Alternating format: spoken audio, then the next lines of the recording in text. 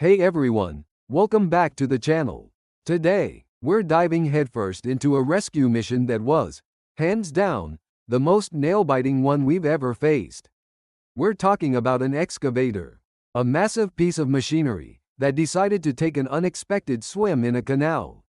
Let me tell you, it wasn't a pretty sight. So, picture this: a giant excavator, the kind you see moving mountains, is chilling at the bottom of a canal. How did it get there? Well, that's a story for another time.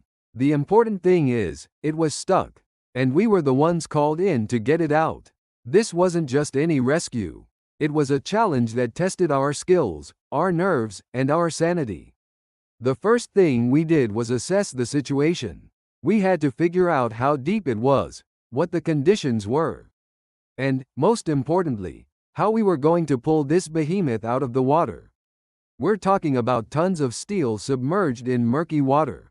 It was like trying to solve a giant, underwater puzzle in zero visibility. Fun, right? Next, we gathered our team and our equipment. We needed heavy-duty winches, strong cables, and a whole lot of patience. This wasn't a job for the faint of heart. We had to be precise, coordinated, and ready for anything. The clock was ticking, and the pressure was on. Now, here's where things got really interesting.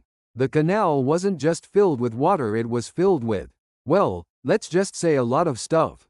Mud, debris, and who knows what else. Working in those conditions was like trying to work blindfolded. Every move had to be calculated. Every decision had to be spot on. We started by attaching the cables to the excavator. This was probably the most crucial part of the operation. If those cables snapped, we'd be back to square one, and maybe even in a worse situation.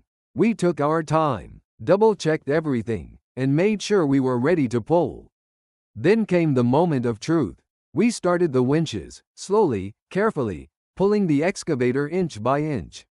The tension was palpable. You could feel it in the air. Would it budge? Would the cables hold? Would everything go according to plan? Slowly, the excavator began to move. It creaked and groaned, protesting its forced ascent. We kept the pressure on, inching it closer and closer to the surface. It was a slow, agonizing process, but we were making progress. Finally, after what felt like an eternity, the excavator broke the surface. We had done it. The relief was overwhelming. The cheers, the high fives.